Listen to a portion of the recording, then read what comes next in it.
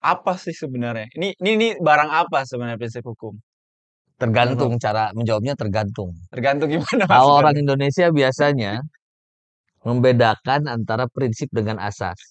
Kalau prinsip bisa muncul dari masyarakat, Ya, bisa muncul dari kebiasaan.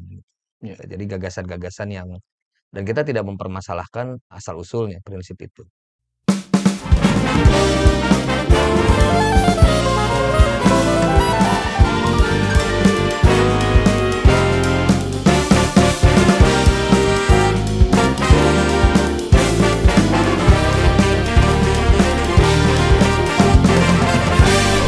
Kembali di Bincang Hijau, sebuah siniar persembahan Center for Environmental Law and Climate Justice Fakultas Hukum Universitas Indonesia. Pada hari ini kita akan melanjutkan perbincangan seputar topik hukum lingkungan dan kebijakan lingkungan di level global dan juga level nasional dengan sebuah ini menurut saya topik yang tidak cukup dibahas dalam satu podcast ya, karena topik ini sendiri sudah begitu banyak dibahas di berbagai literatur penting hukum lingkungan dan biasanya di perkuliahan lingkungan sendiri 1 jam 40 menit itu tidak cukup membahas topik ini. Topik yang kita bahas ini adalah prinsip-prinsip hukum lingkungan. Ini adalah sebuah topik yang menjadi bisa dikatakan sebagai cornerstone atau apa ya sebuah pijakan penting untuk kita membahas regulasi-regulasi atau mungkin instrumen-instrumen hukum lingkungan yang kita hari ini kenal. Untuk membahas topik ini, saya sudah kembali bersama dengan Profesor Andri Gunawan Wibisana. Halo Prof, gimana kabarnya? Halo, Makin sibuk atau enggak? Udah makin sibuk ya? semakin sibuk lah. Semakin sibuk semakin hari, tapi tentunya tetap punya waktu untuk membahas topik Betul. yang kita hari ini akan bahas tentang prinsip hukum lingkungan. Oke, Prof, kita akan mulai diskusi kita terlebih dahulu dengan kembali dengan sebuah pertanyaan. Sebenarnya ketika kita berbicara prinsip hukum lingkungan, sebelum kita berbicara prinsip hukum lingkungan ya, sebenarnya apa itu prinsip hukum sebenarnya? Apa sih sebenarnya? Ini barang apa sebenarnya prinsip hukum? Menurut Tergantung Prof? cara menjawabnya tergantung. Tergantung gimana Kalau maksudnya orang tuh? Indonesia biasanya membedakan antara prinsip dengan asas. Ya, asas ya, asas. Asas. Buat saya sih sama aja, Sama. sama saja, gitu kan. Karena kalau kita pun menerjemahkan asas ke dalam bahasa Inggris, ya Prinsipal. prinsipal gitu ya. Jadi, kalau ada beberapa orang mengatakan ya kalau prinsip itu, kalau asas itu sudah ada di dalam undang-undang, kalau Udah, nggak salah. Jadi itu itu buat kita saya, akan periksa ya, ya itu betul. enggak, itu buat saya nggak tepat ya. Ya, Jadi ini adalah sebuah, jadi kalau kita mau membuat dikotomi, kita diworkin lah yang yang memberikan pertama bertanggung kali ya. jawab atas dikotomi itu. Antara Antara dikotominya bukan asas dengan prinsipal, tapi tapi antara prinsip dan dengan rules, oke, aturan. aturannya. Jadi Dworkin lah yang dalam konteks membahas definisi hukum, pengertian hukum Ya, menurut Hart. Jadi tulisan dia sebenarnya mencoba untuk mengkritik kritik hard. Hart yang melihat hukum sebagai rules, sebagai Ya, kumpulan aturan-aturan, sebagai iya. sistem aturan. Buat dia, dan ini kelihatan ya sebenarnya nantinya ya perbedaannya. Kalau hukumnya nggak ada, atau Mhm. kalau hukumnya nggak Iya, jelas, hakim membuat diskresi. Nah betul. itu yang hakim membuat hukum. Tapi dalam perspektif Dorkin nggak. Dia tidak mempercayai ada diskresi yang luas dari Hmm. hakim. Hakim itu ketika memutus itu akan dituntun Oleh oleh prinsip prinsip, gitu ya. Si diskresinya itu bukan diskresi yang luas, tapi diskresi yang dibatasi oleh prinsip itu oleh sendiri. prinsip. Prinsip sebenarnya yang menjiwai putusan itu. Ini ketika untuk hard cases ya, Ya, untuk kasus-kasus berat yang hukumnya, yang aturannya sebenarnya debatable atau mungkin tidak ada, atau ya, mungkin perlu penafsiran lain. ya. Nah, jadi eh, dalam konteks ini hakim tidak menemukan hukum. Hmm. Bukan, hakim tidak membuat hukum, tapi hakim Hmm. menemukan Lembaga hukum. hukum. Nah, cara menemukannya ya dengan menggali prinsip-prinsip. Ya, Nah, jadi kemudian dari situ dia menjelaskan apa perbedaannya. Memulai dari sisi ada yang sebenarnya yang apa selain Dworkin kemudian ada yang menjelaskan banyak ya. ya. Stephen Ferry nanti kita terangkan, terus kemudian ada Robert Alexi. Alexi. Sebenarnya bisa dilihat dari cara pembentukannya. Aturan harus jelas ya pembentukannya, siapa pembuatnya. Misalkan kalau kita ya DPR, misalkan kalau Hmm. undang-undang, kalau PP ya presiden. Tapi kalau prinsip bisa muncul dari masyarakat, Ya, bisa muncul dari kebiasaan. ya. Jadi gagasan-gagasan yang dan kita tidak mempermasalahkan asal usulnya prinsip itu. Hmm. Eh, dalam konteks misalkan bahkan di Mandalawangi, Mhm. Kasus prinsip Mandalawangi ya? prinsip kasus Mandalawangi, prinsip kehati-hatian itu dia tarik bukan dari prinsip yang ada di Indonesia, Indonesia. tapi dari Deklarasi Relasi Rio. Rio. Yang itu adalah Gitu, soft law ya. instrument. Iya, soplo. Tidak Jadi mengikat. wajar tidak biasa aja gitu, Ya, wajar yang seperti itu. Kita memang tidak mempermasalahkan asal usul pembentukan prinsip. ya, Itu yang pertama. Kedua, dan ini sebenarnya terkait dengan isi ya. ya. Isi Apa sebenarnya isi prinsip itu prinsipnya? isinya prinsip rule itu isinya keberlakuannya ya, Ya. validitasnya all or nothing. Itu kata Dworkin ya. Working, valid, berlaku, Oh, terpenuhi unsurnya, berlaku atau tidak berlaku. ya, Dia mencontohkan aturan-aturan baseball lah ya. ya, Kalau saya sih menafsirkannya ya kita nggak bisa main sepak bola dengan aturan bola basket. ya. Gitu kan kira-kira rules tuh kayak gitu. Setegas itu. Prinsip jadi all or Or nothing nothing fashion ya. fashion. Nah, dalam konteks ini penting untuk bicara Robert Alexi. Ini juga dia menegaskan apa yang ditulis oleh Dworkin. Bagaimana dengan pengecualian? Kan ada dong Hmm. pengecualian dari aturan. Ya. Nah, aturan-aturan itu dalam perspektif Dworkin dan Alexi ya harus ditulis dalam aturan. Hmm. Gitu ya. Ya, Pengecualian dari aturan harus ditulis dalam aturan itu. ya. Supaya kita tahu kapan ini akan berlaku dengan Hmm. pengecualiannya. Nah, kalau prinsip tidak seperti itu. Prinsip bekerja di belakang layar sehingga bahkan kita tidak mungkin membuat pengecualian dari sebuah prinsip. Ya, Ya prinsip itu. keberlakuan prinsip itu tidak karena tadi bahkan tidak perlu ditulis segala macam. Karena dia bukan all or Dan kita nothing. iya dan bekerjanya bukan all or nothing. Bekerjanya di belakang layar dengan fungsi untuk memberikan bobot. Nah, memberikan bobot ini nanti kemudian Punya punya ini. Jadi kalau gini ya, kalau pendekatannya berbeda. dan nanti ya, karena nanti ketika konflik, Ya. kalau aturan dengan aturan berkonflik, maka yang satu pasti valid, invalid, Mhm. atau harus dibuat pengecualian Ya. kalau supaya supaya berlaku gitu ya, supaya Hmm. valid, supaya sah. Kalau itu kalau aturan saling mengalahkan Hmm. untuk selamanya. Kalau prinsip dengan prinsip berkonflik, dia tidak saling mengalahkan untuk selamanya. Hmm. Mungkin dalam satu kasus tertentu prinsip A lebih Punya diberikan bobot bobotnya. yang lebih tinggi Ya. daripada B, nanti kasus yang sama dengan unsur kira-kira kejadian yang sama, Ya. mungkin bisa prinsip B yang diberikan bobot lebih Lebih tinggi, besar. gitu ya. Padahal aturannya yang berlaku tetap, Hmm. Ya. gitu ya. Pasal yang berlaku tetap. Nah, Hmm. aturan itu kan pasal. Ya. Nah, jadi konteks ini bisa kita bisa kita lihat bahwa kalau dia berkonflik dia tidak saling membunuh Hmm. gitu ya. Mungkin kalau membunuh dia hidup lagi gitu ya. Kalau Ya, di ya. film kartun gitu kan kalau penjahatnya mati dia bisa hidup lagi gitu Hmm. ya. Kayak gitulah prinsip. Ya, ya. Untuk bertarung utuh menurut Dworkin, utuh ketika ada kasus yang lain.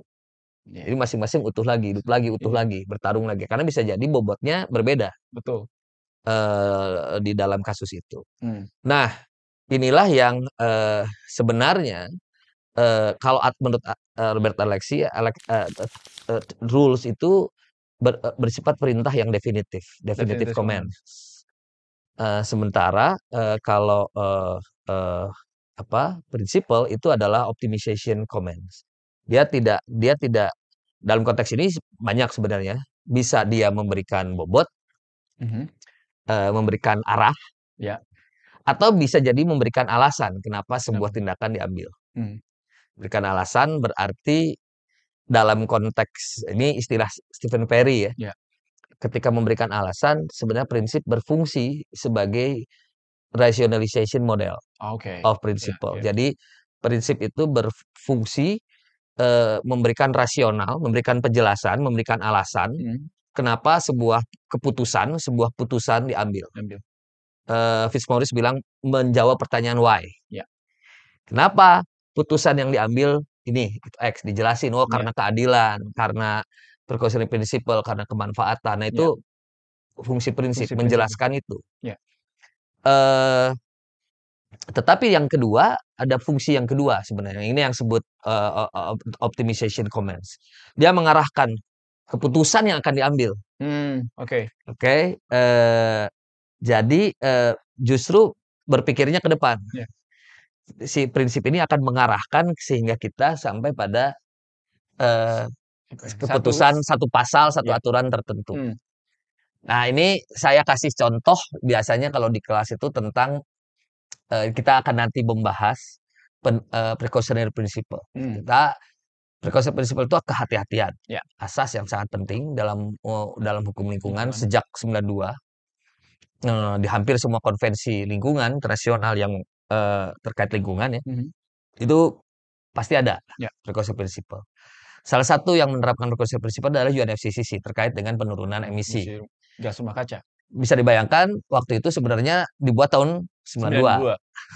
Yang secara sains sebenarnya scientific background, scientific reason lah, scientific basis for emission reduction itu kurang solid, kurang konklusif disebutnya.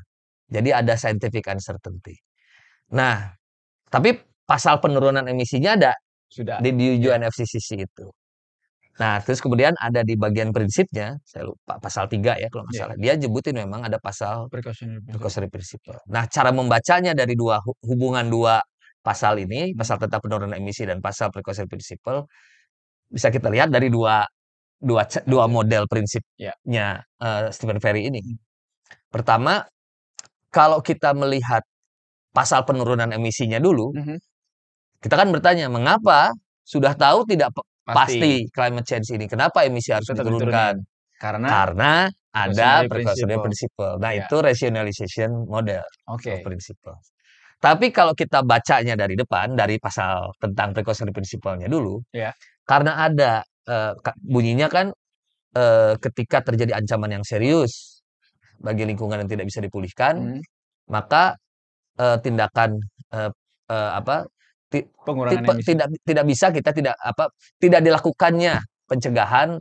Gini, ketika ada ancaman yang serius, ketidakpastian ilmiah tidak dapat digunakan sebagai alasan untuk tidak melakukan pencegahan.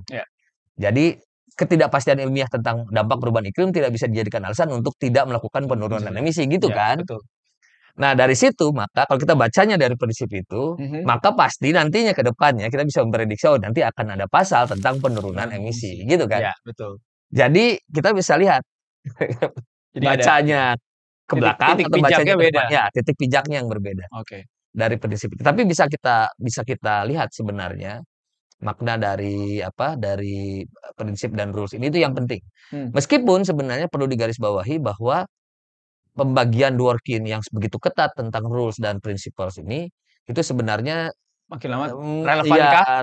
Itu sebenarnya banyak yang mempertanyakan juga sebenarnya, terutama dalam konteks lingkungan, karena ada banyak prinsipal yang sudah masuk jadi rules. Sebenarnya rules, gitu ya, karena dia ada konsekuensi hukumnya. Karena tadi kalau menurut Robert Alexy namanya definitive comments rules itu ada konsekuensinya. Sementara optimization comments itu tidak ada konsekuensinya kalau tidak diikuti. Betul. Tapi kita sebenarnya tidak bisa melihat sedikotomi itu gitu loh ya.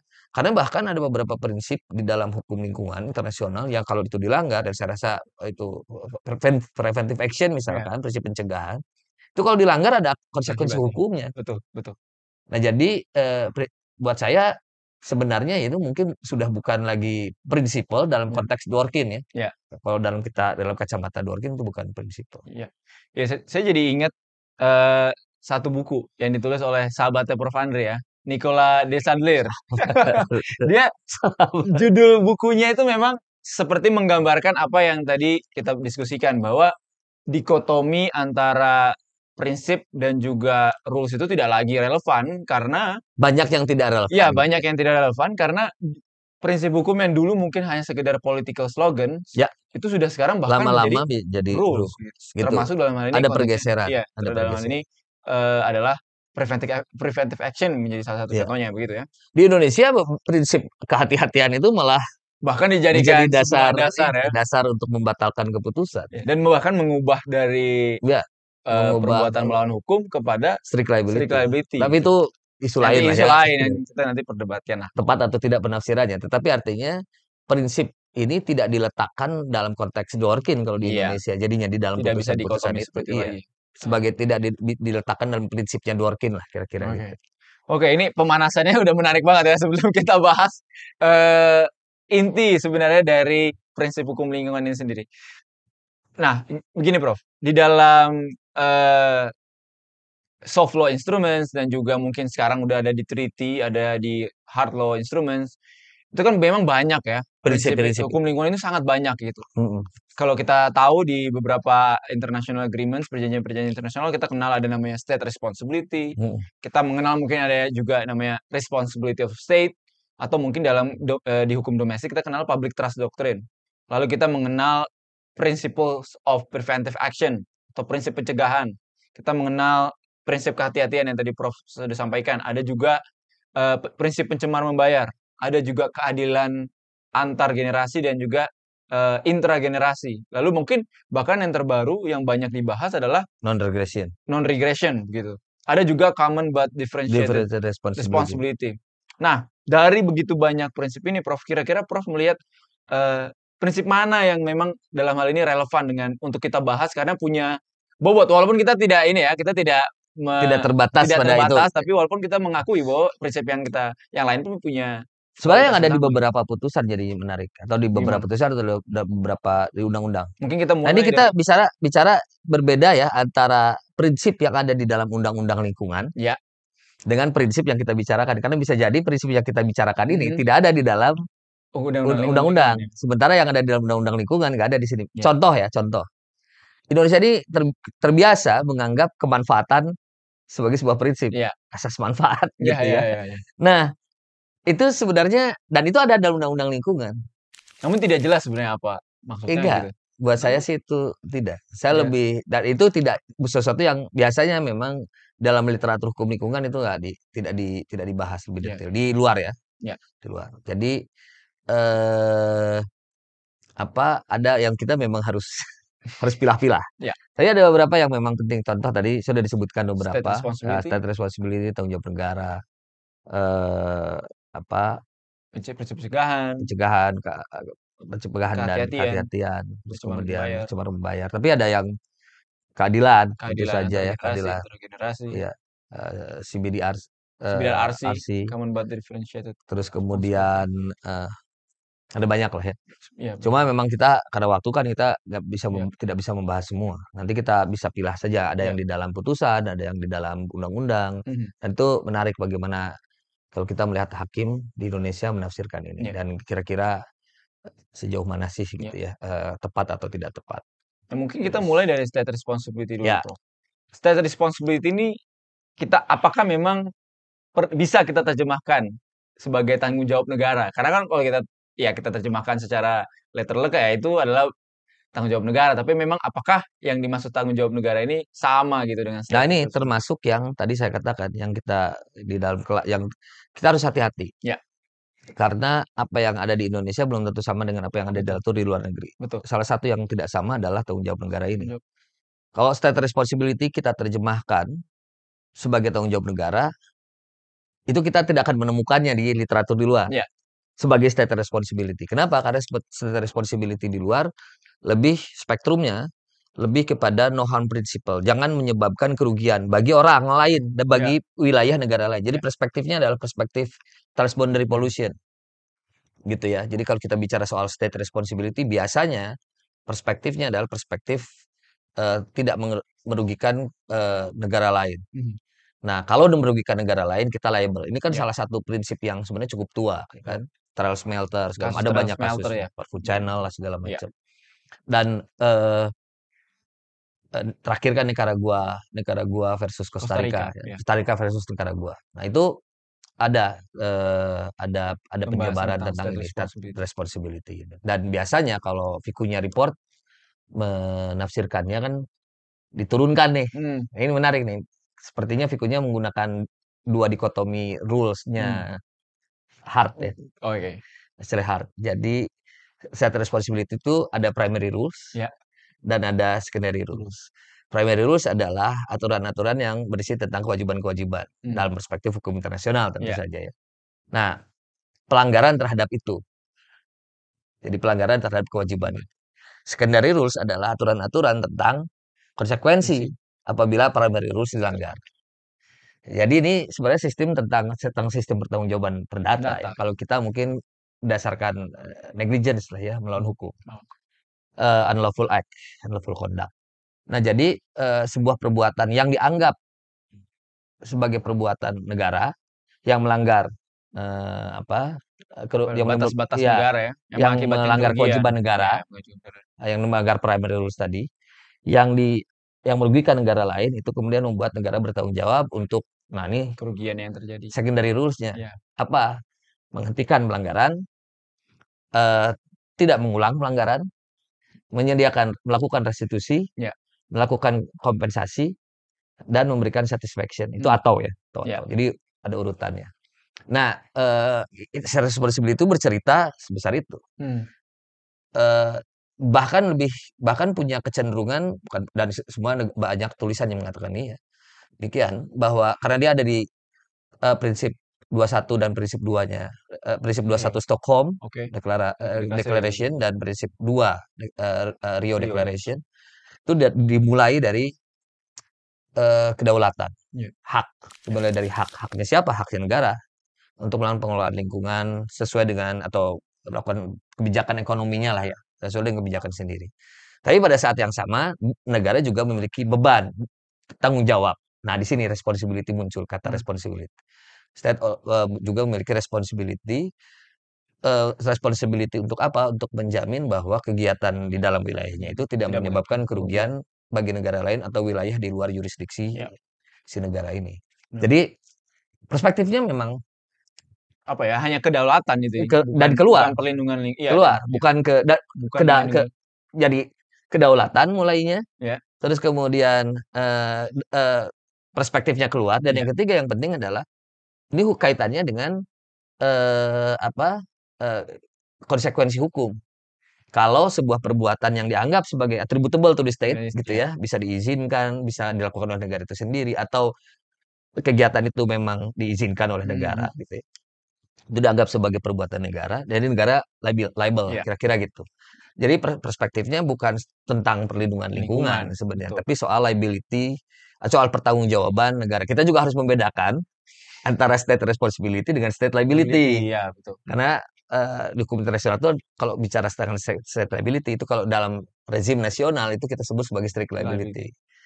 Ada draftnya ya, draft konvensinya. Jadi lebih biasanya pertanggungjawaban negara untuk kegiatan-kegiatan yang abnormally dangerous. Tanpa melihat apakah perbuatan itu melanggar primary rules atau tidak. Gitu. Itu kan model strict liability ini. Betul. Nah itu kira-kira seperti itu. Nah bagaimana dengan di Indonesia? Undang-undang menerjemahkannya bukan undang-undang menyebut tanggung jawab ini sebagai tanggung jawab negara. Tapi kalau kita lihat pasalnya, kita lihat penjelasannya, ini sebenarnya sebuah pasal penting, sangat penting penjelasannya. Dimulai dari bahwa negara memiliki kewajiban untuk mengelola sumber daya alam untuk sebesar-besarnya kemakmuran rakyat. Jadi pasal 33 ayat 3 hak menguasai negara. Kedua adalah negara menjamin terpenuhinya hak atas lingkungan hidup yang baik. Jadi pasal 28 H. Jadi ini penjelasan undang-undang ini mencampurkan di dalam tanggung jawab negara ini pasal 33 ayat 3 dengan pasal 28 H. Dan hasilnya ada yang ketiga tuh. Mencegah terjadinya pencemaran dan kerusakan. Nah di C ini penjelasan pasal 2 tentang tanggung jawab negara. Ini bukan state responsibility. Itu barang yang berbeda. Ini kalau di literatur di Amerika inilah yang disebut sebagai public trust doctrine. Public trust doctrine. Ini public trust doctrine sebenarnya kita sebut sebagai tanggung jawab negara. Dan ini penting karena pasal ini atau penjelasan ini mengajak kita untuk menafsirkan pasal 33 ayat 3 tidak terisolasi. Tidak sendiri nih pasal 33 ayat 3. Kan biasanya kita berbicara soal hak menguasai negara, pasal 33 titik. Terus kemudian MK menafsirkanlah menjadi 5 kewenangan yang diturunkan dari HMN. Kan kita mulai dari misalkan undang-undang agraria zaman dulu tuh yang jelas-jelas menyebutkan itu dan itu berkutat di haknya negara, kewenangan negara.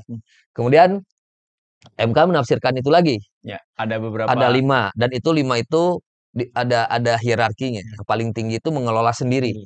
Sampai yang paling rendah yang kelima itu adalah mengawasi. Dan membuat kebijakan dan lain sebagainya. Eh apa be- eh, reguleren Ya, gitulah kira-kira. Apa mengatur. regulator mengatur, recalling, sorry, maaf, recalling dan apa Toezichthoudens, Ya. mengatur dan mengawasi. Hmm. Itulah kira-kira. Nah, itu paling terakhir justru Ya. menurut MK. Tapi buat saya nggak cukup kalau Hmm. kita melihatnya dari pasal 2 Undang-Undang Lingkungan tadi. Kenapa? Karena Undang-Undang 2 Undang-Undang Lingkungan itu mengajak kita untuk melihat bukan negara itu tidak hanya punya kewenangan loh, Punya ya kan? kewajiban juga. Berdasarkan pasal 33 ayat Iya. 3. Tapi juga ada kewajiban. Iya. Kewajiban berdasarkan hak asasi manusia. Dalam konteks ini pasal 28H. 8H.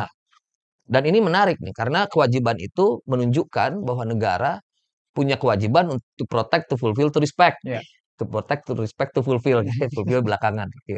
Jadi hak untuk melindungi, menghormati, dan memenuhi hak asasi manusia.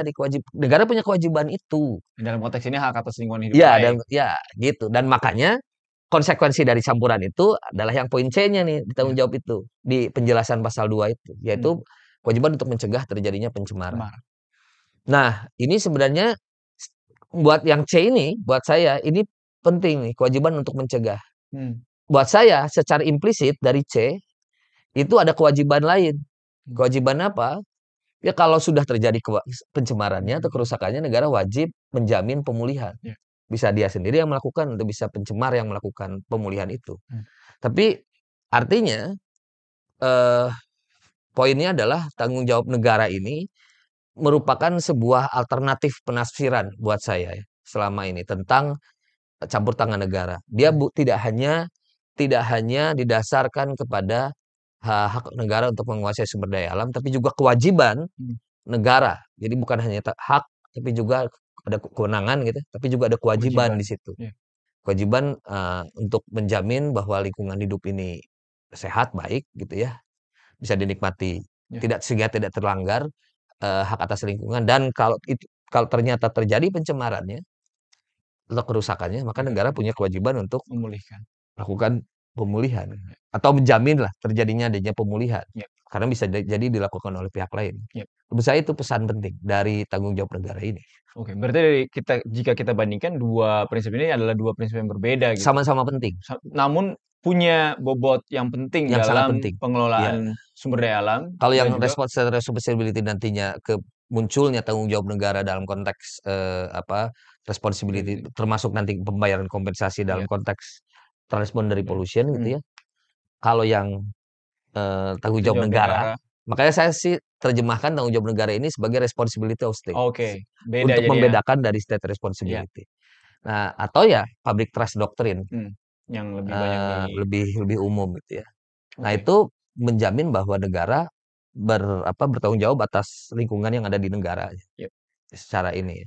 Baik, Prof. Kita lanjut ke dalam prinsip yang juga dikenal sebenarnya. Walaupun memang ketika kita baca beberapa literatur, prinsip pencegahan yang kita akan bahas ini tuh banyak pengarang yang berpendapat bahwa ini memang lahir sebenarnya dari no harm principle gitu.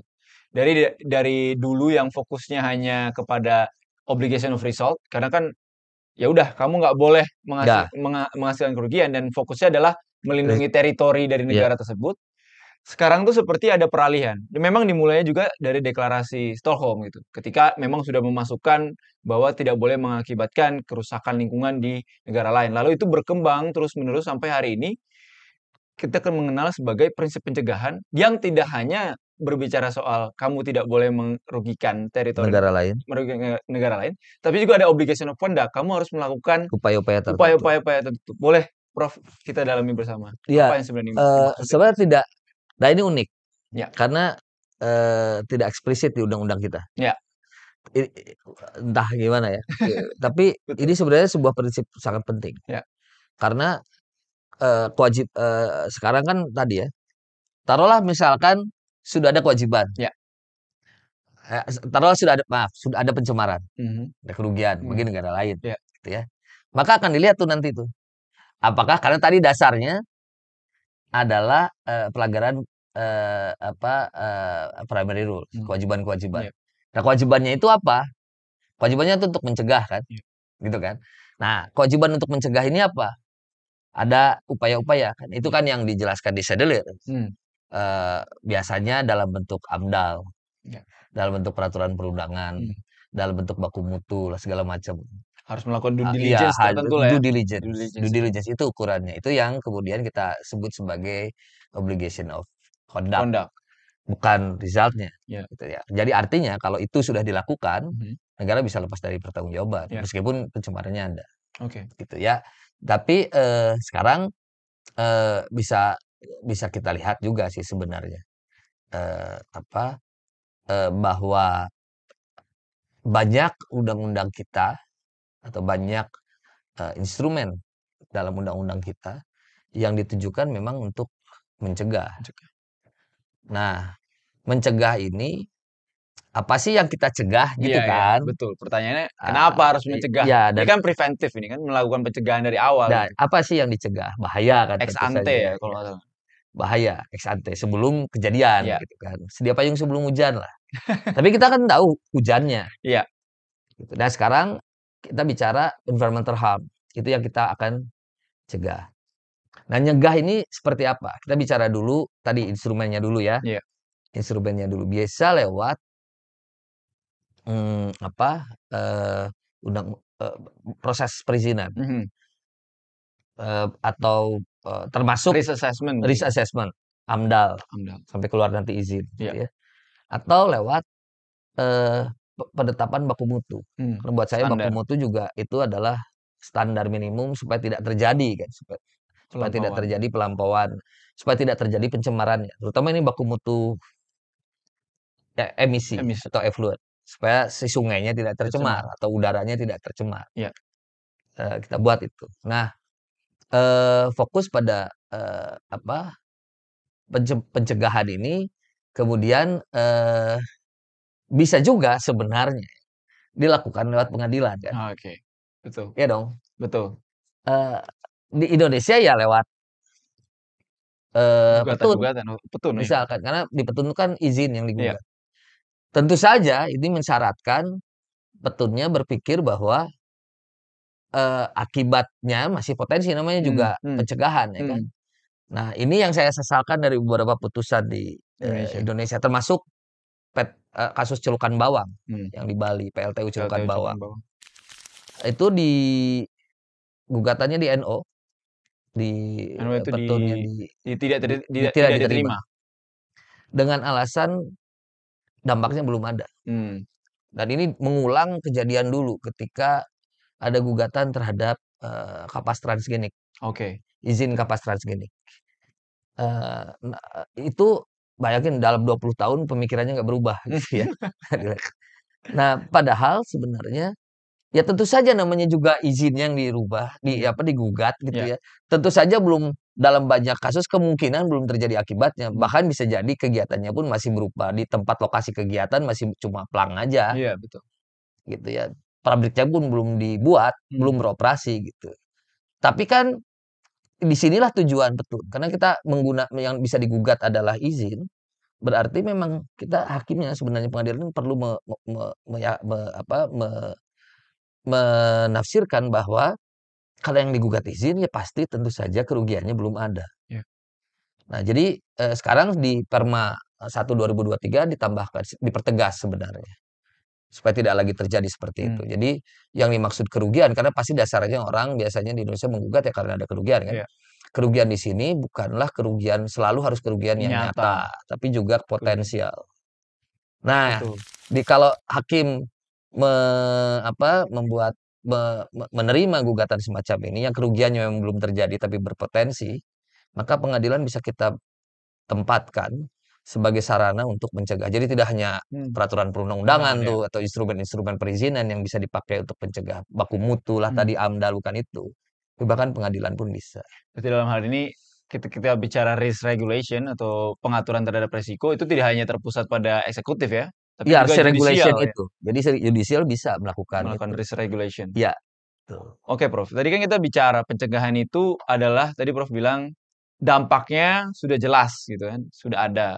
Dan mungkin mungkin dampaknya sudah jelas, walaupun mungkin probabilitas terjadinya tadi masih potensial, kita nggak tahu apakah itu benar terjadi. Bagaimana Prof ketika yang kita hadapi itu adalah dampak yang belum jelas. Misalkan Nah, saya ambil contoh dulu ketika tadi Prof bicara tentang perubahan iklim.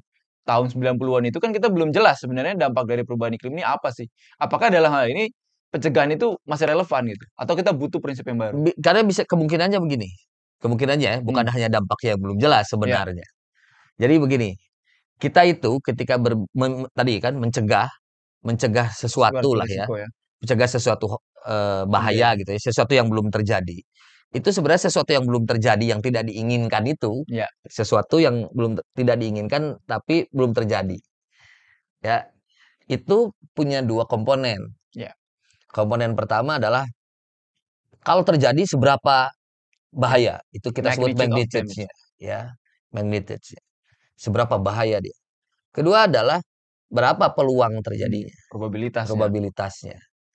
Kalau kita tahu dua-duanya, Mhm. baik peluangnya tahu, probability-nya Yang tahu tahu. maupun outcome-nya tahu, magnitude-nya tahu, itu kita sebut risk. Nah, prinsip pencegahan ini Mhm. fokusnya di risk, environmental risk, Resikonya. risiko. Yang itu yang kita sebut risiko. Artinya kita punya data yang cukup banyak tentang dampaknya Ya. di satu sisi dan kita juga punya pengetahuan yang cukup Terkait dampak tersebut. terkait probability, Oh, peluang dampak tersebut. probabilitasnya ya. Makanya kan ada AMDAL. Nanti Ya. kan risk assessment itu bahasa-bahasa itu ya. Ada hazard yang Mhm. diteliti seberapa besar hazardnya. Nanti juga eh, ada mengenai tentang peluangnya, exposure-nya. Hmm. Nah, itu soal probability-nya. Ya. Seberapa terekspos sih kita dengan kejadian itu. Nanti, nah itu yang kemudian sebenarnya akan kita batasi biasanya keberlakuan prinsip pencegahan di situ, Hmm. risiko. Bagaimana dengan kadang kita hanya tahu seperti perubahan iklim tadi sebenarnya yang diketahui bukan bukan yang tidak diketahui bukan magnitude-nya, Probabilitas. probability-nya yang tidak Ya. diketahui. Magnitude-nya kita udah tahu. Nanti akan ada es mencair, Ya. dampaknya sekian, tapi bisa jadi itu tidak tahu probability-nya. Atau kita tahu probability-nya, Mhm. Tapi kita nanti nggak jelas kekeringan, apa tapi dampaknya. dampaknya seberapa, karena mungkin ada persoalan etik lah kalau itu. Ya, jadi perubahan iklim misalkan ya, ada dampak-dampak yang dari perubahan iklim itu kita sudah tahu outcome-nya, Ya. tapi tidak tahu peluangnya. Probabilitasnya. Tapi ada juga yang sebaliknya, kita tahu peluangnya Mhm. kejadian kenaikan air laut sekian, berapa banyak orang yang akan harus dievakuasi gitu. Mhm. Itu mungkin kita bisa prediksi. Level of confidence ya kalau kita Mhm. lihat. Jadi bukan kalau di laporan IPCC ya, Ya. itu kita anggap sebagai peluang. Hmm. Tapi berapa magnitude-nya, terutama ketika dalam konteks cost benefit analysis. Karena itu kan harus diuangkan. Hmm. Jadi ada banyak dan itu ada hambatan. Ya. Hambatan etis ya misalkan, Ya. perdebatan lah segala macam. Dulu IPCC kedua untuk yang buku keduanya itu nyaris gagal itu di boykot India dan Cina yang menolak pengkalkulasian ya, model ekonomi ini. Ya. Kalkulasi terutama terkait dengan nilai Kerugian ya. uang dari Valuasi dari. valuasi dari korban manusia. Ya. Nah, tapi bisa jadi kondisinya itu adalah kita nggak tahu baik peluang Hmm. maupun Probabilitas. Peluang dan magnitude of maupun damage. magnitude. Jadi kalau kita tahu magnitude-nya tapi tidak tahu peluangnya itu kita sebut uncertainty. Iya. Kita tahu peluangnya tapi tidak ada bermasalah dalam magnitude-nya dalam menentukan berapa besar bahayanya. Mhm. Itu kita sebut ambiguity. Mhm. Kalau kita tidak tahu baik outcome maupun peluangnya maupun probability-nya kita sebut ignorance. Mhm. Dalam konteks ini sebenarnya kita tidak bisa lagi menetapkan asas atau prinsip Pencegahan. pencegahan. Kita perlu sebuah prinsip lain, yang inilah yang disebut precautionary Prinsip principle, atau asas kehati-hatian. asas kehati-hatian di Iya. Indonesia. Gitu. Oke. Jadi prinsipnya mengatakan bahwa kalau terjadi di prinsip 15 Rio ya, Ya. kalau ada dampak ancaman yang sangat besar terhadap lingkungan, itu bisa dipulihkan, maka ketiadaan Bukti ilmiah. bukti ilmiah bukan ketiadaan, Ketidakpastian. ketidakpastian bukti ilmiah tentang dampak tersebut Iya, tidak bisa dijadikan alasan untuk tidak melakukan preventive pencegahan, action. gitu. Jadi itu Tidak mengambil preventive action. jadi Jadi itu dua ini sama-sama pencegahan iya, sebenarnya, sama dengan prinsip pencegahan, tapi ada elemen sama-sama yang membedakannya. ya, tapi ada elemen yang membedakan. Elemennya yaitu triggernya, dia harus ada dampak yang besar, ancaman yang besar, dan yang kedua adalah level of uncertainty-nya.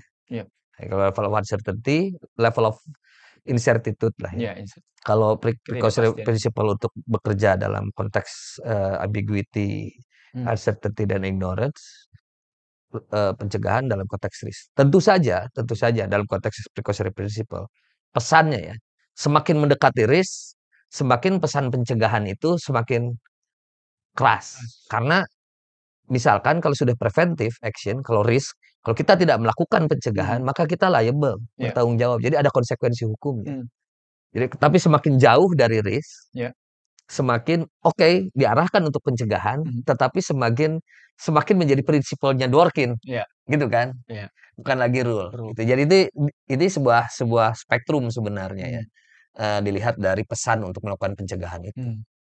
Berarti kalau bisa dikatakan di sini semakin dia besar, semakin dia besar dampaknya, maka Bukan hanya disitulah dampak dong, dampak dan ketidakjelasan enggak dari gini, jadi semakin jauh ketidakpastiannya dari risk lah, posisi risk gini. iya, Karena risk itu kan mengetahui probability dan outcome. outcome-nya. Iya, Nah, semakin ini kita outcome dan tidak probabilitasnya tahu, nggak bisa jelas. jadi salah satunya tahu, tapi yang satunya nggak tahu, bisa jadi dua-duanya tidak Iya, tahu, makin tidak jelas kan? iya, yang seringkali itu menjadi alasan untuk ignore gitu, Iya. ignorance. Nah, ini justru kita tetap diminta Iya, melakukan melakukan pencegahan, tapi mhm, pesan normatifnya, mhm, ya pesan bobotnya gitu bobot normatifnya dari pencegahan itu menjadi lebih lemah kan, iya, begitu. Makanya bahkan ada ujung-ujungnya sebenarnya bukan beneran mencegah mhm, ya, tetapi membuka saluran demokratik, pengambilan keputusan yang mhm, demokratik, gitu iya, kan iya, Stirling. betul, Semakin ke ignorance, mhm, semakin lebih harus demokratik iya, pengambilan keputusannya. Bukan betul, harus pencegahannya ya, iya, iya, makin jauh dari pesan pencegahannya iya, sebenarnya. Begitu. Lebih lebih partisipatif lah mhm. pengambilan keputusan. Nah, yang menarik Prof, di Indonesia sendiri, bagaimana sebenarnya dipahami? Apakah saya sering banget bertemu ini di pengadilan. Banyak sekali kan. Kasusnya adalah Ya. sebenarnya, dalam pengadilan adalah ketidakpastian rumus atau valuasi mana yang benar, atau mungkin ukuran ukuran dari, kerusakan itu mana yang benar, dan seringkali hakim menggunakan precautionary principle. Itu benar nggak Prof sebenarnya? Buat saya sih tadi harusnya ketika mau mencoba meletakkan precaution principle harus ada triggernya dulu dong. Iya, Harus ada ancaman yang serius. serius. Itu harus harus jelas dulu Iya, ancamannya apa. Baru kita bicara soal ketidakpastian. Ketidakpastiannya adalah ketidakpastian ilmiah dalam hmm, konteks ini. Jadi bukan hanya sekedar berbeda pendapat, iya. berbeda apa, tentu saja namanya para Berbeda pihak di mazhab gitu ya? pengadilan, ya namanya pihak di pengadilan kalau Iya, kita iya, juga ke pengadilan bareng nih iya, saling menggugat ya heeh, pasti berbeda pendapat ya kan, betul, berbeda data, berbeda segala macam. Bukan cuma itu dong. hmm, Itu kan uncertainty dan itu pun menurut saya perdebatan bukan bukan masuk level uncertainty. iya, Karena bisa jadi ini apa yang tidak diketahui, iya, magnitude-nya atau probability kan itu kita perlu uji. iya, Nah, ini tidak ada tanpa ada pengujian itu kemudian tiba-tiba oke, ini tidak ada kepastian ilmiah kita terapkan precautionary principle. Buat saya itu harus hati-hati menerapkan iya, itu. Yang lebih serius lagi sebenarnya kepastian di asas kehati-hatian ini di Indonesia seringkali dipadankan dengan in dubio pro natura. natura, Kalau nah in dubio pro natura sebenarnya bukan ketidakpastian ilmiah, ilmiah, tapi betul, ketidakpastian hukum, hukum gitu ya. Namanya in dubio dalam konteks ini adalah legal uncertainty, bukan scientific iya, uncertainty. Nah, ini penting kalau yang ini.